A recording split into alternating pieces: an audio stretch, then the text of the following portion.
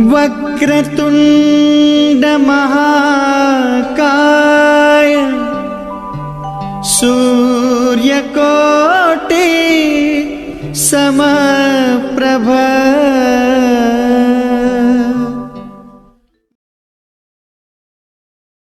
नमस्कार, मैं बहुत बहुत स्वागत करता हूं आपका अपने चैनल पे। तो आज जो हम लोगों ने विषय लिया है वो विषय है कि सूर्य अर्थात सूर्यदेव जो पूरे ग्रह मंडल के राजा हैं, अर्थात जो हम लोग ज्योतिष शास्त्र में 9 ग्रहों को लेकर सारा अध्ययन करते हैं, उन ग्रहों का केंद्र सूर्यदेव।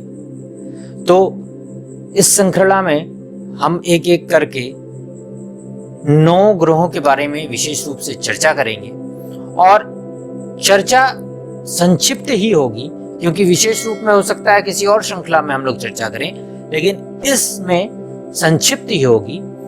परंतु ये वीडियोस हमने विशेष रूप से उपायों को केंद्रित करके बनाया है। तो इसका अर्थ यही है कि यदि किसी भी कारण से आप अपनी जन्म कुंडली में सूर्यदेव की कृपा नहीं प्राप्त कर पा रहे हैं और कहीं ना कहीं आपके जीवन में पीड़ा का कारण सूर्यदेव भी हैं, हो सकता है वो किसी पाप ग्रह से पीड़ित हो, या हो सकता है वो निश्चित राशि में हो, या आप किसी भी तरह से वो आपको फेवरेबल फल नहीं दे पा रहे हो, 6, 8, 12 से उनका कोई संबंध हो, या किसी भी तरह से वो आपको उचित फल नहीं दे पा रहे हैं और किसी ना किसी कारण से आपके पीड़ा का कारण बन रहे हैं, तो उसे दूर करने के लिए क्या विशेष उपाय हो सकता है वो ही हम इस वीडियो में चर्चा करेंगे। तो आइए जानते हैं पहले संक्षिप्त में सूर्यदेव के बारे में। तो सूर्यदेव हमारे सौरमंडल के प्रधान नक्षत्र हैं, अर्थात ग्रहों के राजा, 9 ग्रहों के राजा सूर्यदेव हैं, जिनका ही चक्र प्रत्येक ग्रह हमारे सौरमंडल में लगाता है। और इसी को आधारित करते हुए हम लोग ज्योतिष शास्त्र में भी सूर्य का विशेष रूप से अध्ययन करते हैं। तो सूर्य एकमात्र ऐसे 9 ग्रहों में माने जाते हैं जिनका अपना प्रकाश है। बाकी सारे ग्रह नक्षत्र उनके प्रकाश से ही प्रकाशित होते हैं और सूर्य के प्रकाश से ही प्रकाश और ऊर्जा भी बाकी नक्षत्रों और ग्रहों को प्राप्त होती है, जो कि हमारे ज्योतिष शास्त्र में है। तो आइए संक्षिप्त में पहले कुछ सूर्यदेव के बारे में संक्षिप्त ज्योतिष जानकारियां प्राप्त कर लेते हैं। तो सूर्यदेव की राशि जो है वो है सिंह राशि। सिंह राशि के स्वामी सूर्यदेव हैं और 12 राशियों के चक्र में सूर्यदेव और चंद्रदेव को एक ही राशि का स्थान प्राप्त हुआ है। साथ ही साथ सूर्यदेव मेष राशि अर्थात मंगल की राशि मेष राशि में उच्च के होते हैं और इनमें जो होता है वो विशेष रूप से ये होता है कि ये पिता के कारक होते हैं। अर्थात 9 ग्रहों की राशि में सूर्य को पिता का दर्जा दिया गया है और चंद्र को मां का दर्जा दिया गया है। तो मां का दर्जा चंद्र को और सूर्य को पिता का दर्जा। साथ ही साथ अंगों में भी विभिन्न जैसे अंग भी इनसे प्रभावित होते हैं, जिनमें आंख है। आपके जीवन में आप कितना उन्नति करेंगे, तेज लाएंगे, इस पे भी आपका विशेष प्रभाव होता है। आपको सरकारी नौकरी मिलेगी कि नहीं, इस पे भी विशेष रूप से आपका सूर्यदेव का ही प्रताप माना जाता है। और यदि आपके जीवन में सूर्य और चंद्र की स्थिति अच्छी हो तो कहीं ना कहीं से आपका जीवन यदि किसी कारण से दूसरे ग्रहों से, पाप ग्रहों से पीड़ित भी हो रहा है तो कहीं ना कहीं आपके जीवन को एक आधार प्राप्त होता रहता है। जैसे कि यदि आपके माता पिता आपके साथ हों और आपके माता पिता आप दुलारे हों, तो भले ही कहीं से भी कोई पीड़ा आ रही हो, लेकिन आपको एक सदैव सहारा रहता है कि आप जीवन में किसी भी तरह से हर मुसीबत से निकलते हुए सफलता को प्राप्त करेंगे। उसी प्रकार सूर्यदेव का भी आपकी कुंडली में शुभ होना अत्यंत आवश्यक है।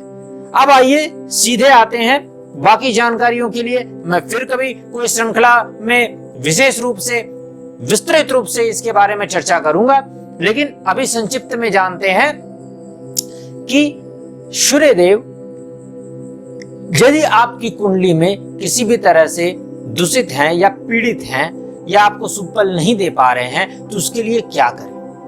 देखिए, वो किस तरह से पीड़ित हैं ये जानने के लिए आपको अपनी कुंडली की विवेचना किसी श्रेष्ठ ज्योतिष से जरूर करवाना चाहिए, क्योंकि तभी आपको पता हो। यदि आपको इसका नॉलेज रखते हैं थोड़ा तो आप खुद भी देख सकते हैं उसके विभिन्न तथ्य हैं। मैं सीधे मूल उपायों पर आ जाता हूं। देखिए, यदि आप कुंडली नहीं भी जानते हैं तो आपको इतना जरूर मैं कुछ जानकारियां दे देता हूं जिससे आपको समझ में आ जाएगा कि आपका सूर्य की स्थिति अच्छी है या नहीं है। जैसे कि आपके पिता के साथ संबंध यदि अच्छे होंगे तो आपकी सूर्य की स्थिति अच्छी होगी, यदि खराब होंगे, आपस में संघर्ष होगा तो सूर्य की स्थिति में कहीं कोई दोष हो सकता है।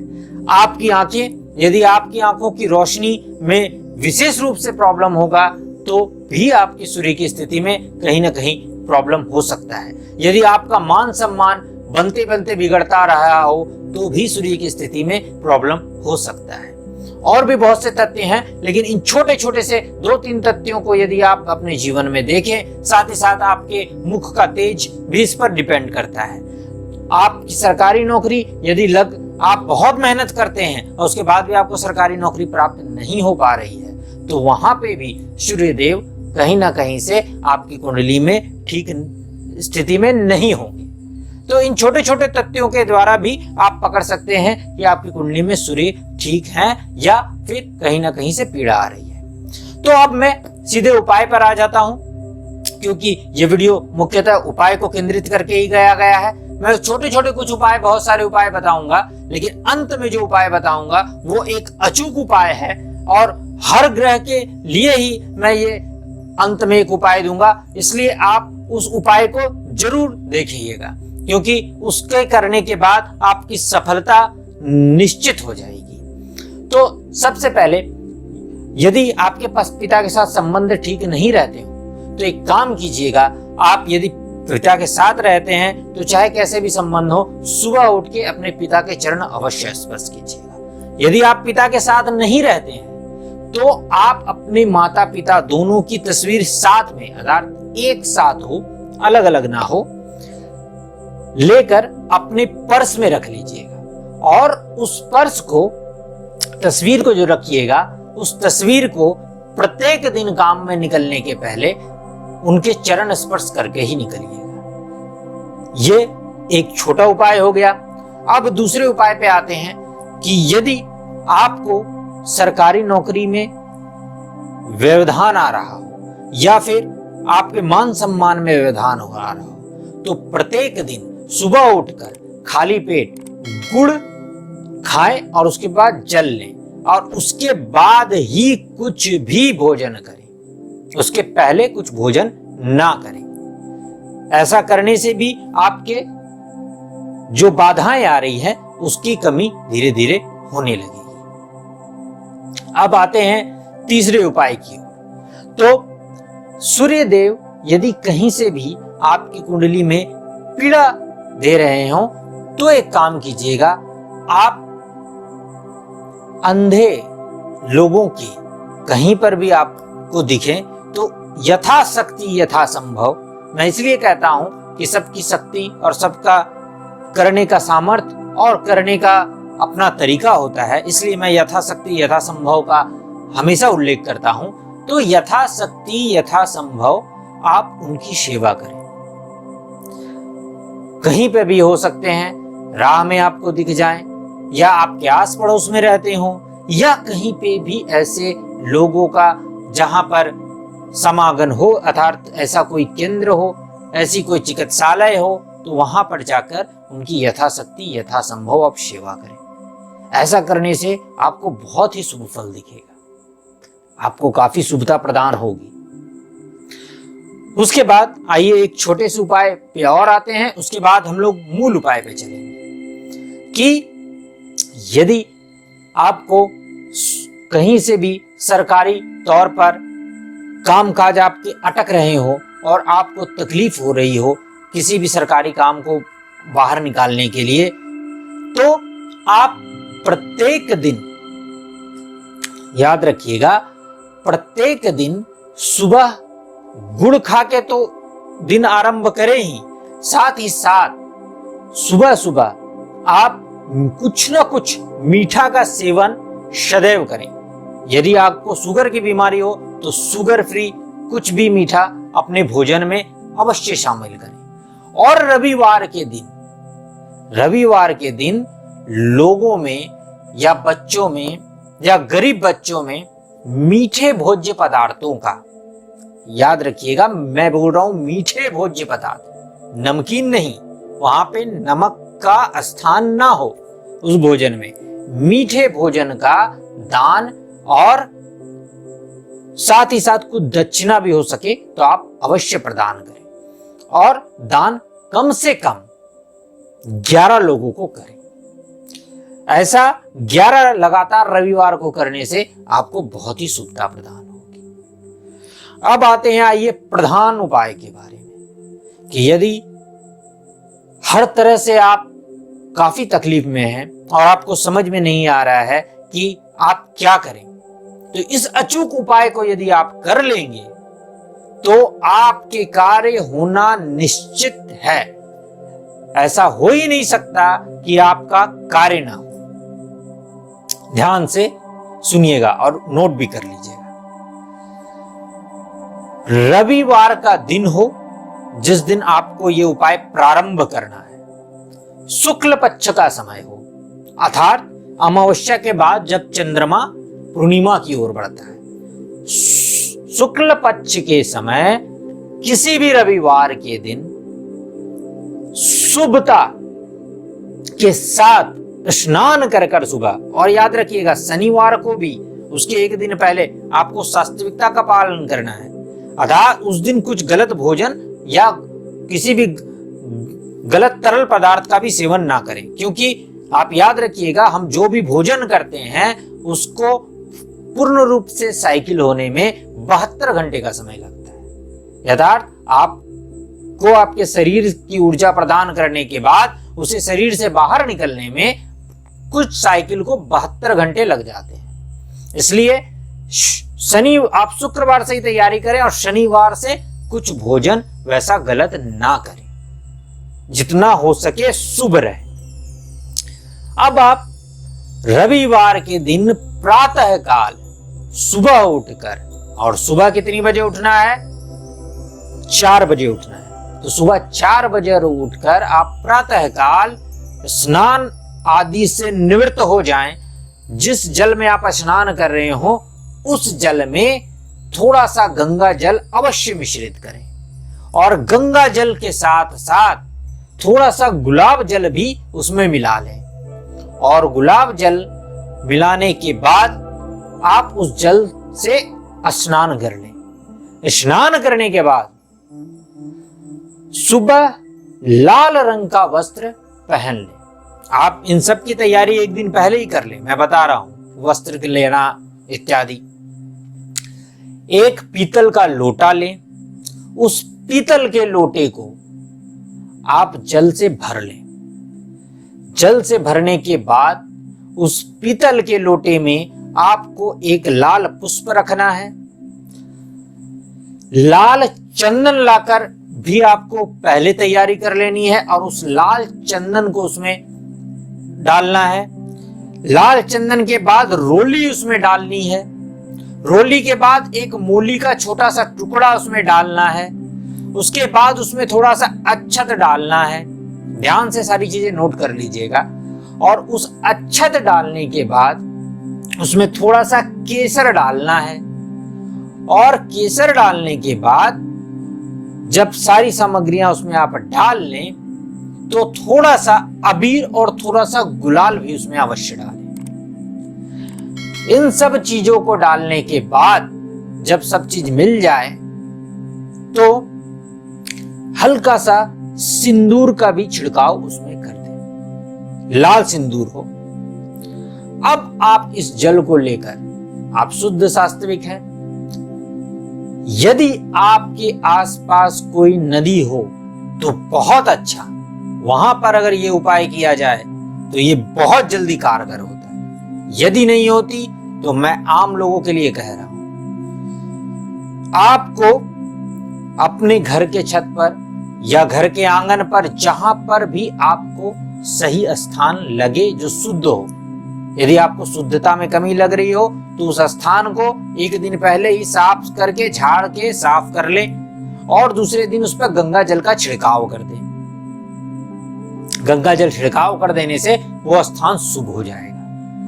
वहां पर चाहे पीतल हो, कांसा हो या स्टील हो, कोई भी एक चौड़ा पात्र लें, जिस पात्र में आपको जल आधा भर लेना है।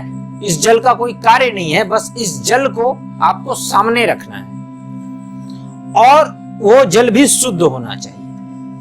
अब उस जल को किसी ऐसे स्थान पर रखें जिससे कि आप जब सूर्योदय हो रहा हो तो ठीक सूर्य देव के सामने आपका मुख हो, आप खड़े हो और सूर्य देव ठीक आपके सामने प्रत्यक्ष हो और सूर्य देव की आभा सीधे आपके मुखमंडल पर छू रही हो और जल पर भी उनकी आभा पड़ रही हो। उस समय आप सूर्य देव से प्रार्थना करते हुए यदि सूर्य सहस्त्र नाम का जाप आप कर सके तो बहुत अच्छा होगा।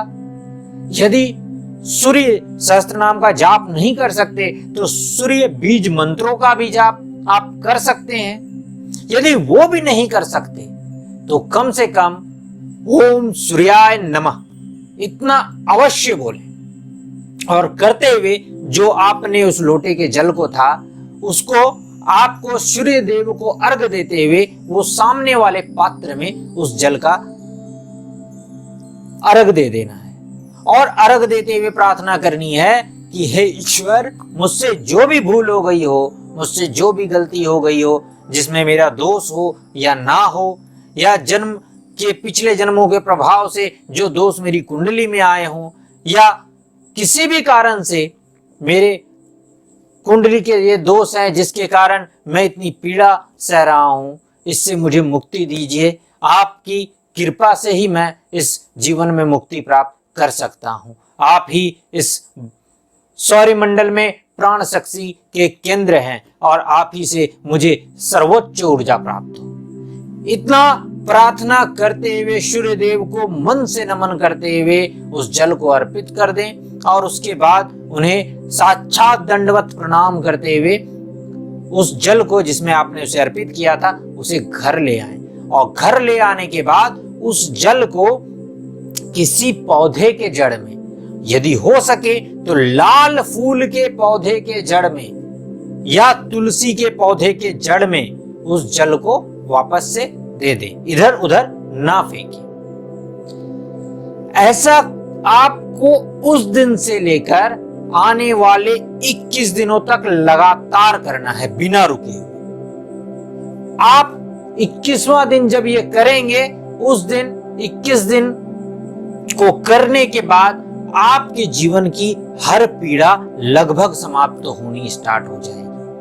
और इन 21 दिनों में जो सावधानियां बरतनी है उसका मूल रूप से ध्यान रखें कि आपको वास्तविक रहना है, वास्तविकता का त्याग बिल्कुल नहीं करना है और वास्तविक रहते हुए जिन जिन रविवार और बुधवार का दिन हो उस दिन हो सके तो सिर्फ मीठे भोजन पर ही रहें।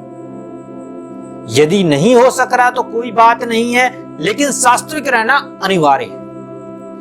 ऐसा करने से 21वें दिन जब आपका पूजा संपन्न होगी, उस 21वें दिन 21 बच्चों को, या बच्चे आपको नहीं मिल रहे हैं तो किसी भी 21 गरीब को गुड़ की खीर, गुड़ से बनी हुई खीर और बिना नमक की पूड़ी जो कि तेल में ना तली हो, याद रखिएगा तेल में ना तली हो, शुद्ध घी में तली हो, या शुद्ध घी में नहीं भी हो सकती, आपको ऐसा लगता है तो आप रोटी ही बना लें, और रोटी भी नहीं हो सकती है तो याद रखिएगा गुड़ की खीर ही हो, लेकिन 21 लोगों में वितरित कर देनी है, वो भी सूर्यास्त के पहले।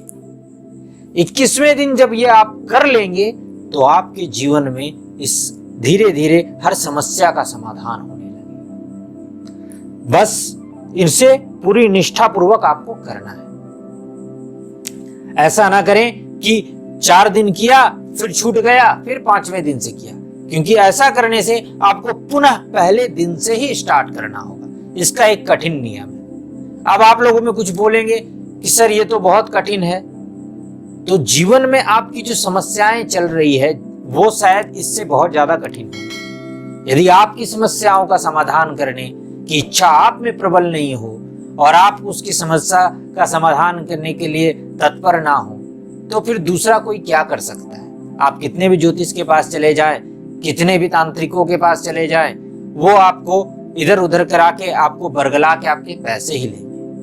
लेकिन यदि आपको अपना जीवन सुधारना है तो आपको ही उसके लिए कुछ ना कुछ करना हो, और अगर इस उपाय को आपने कर लिया तो आपको निश्चित ही बहुत अच्छा फल मिलेगा। लेकिन यदि आप लोग इसमें यही सोचते रह गए 21 दिन तक कैसे सुबह 4 बजे उठूंगा, 21 दिन तक ये कैसे होगा, 21 दिन तक वो फूल कहाँ से लाऊंगा, ये सब चीजों में उलझ गए, तो फिर तो कोई दूसरा क्या कर सकता है आपके लिए। आपकी समस्या है, आपको उसका अंत करना है, आपको ही सारी तैयारी करनी है और आपको करना है। एक सही ज्योतिष सिर्फ आपको मार्गदर्शन दे सकता है, करना तो खुद आपको ही होता है। तो आशा करता हूं ये वीडियो आपको बहुत काम आएगा।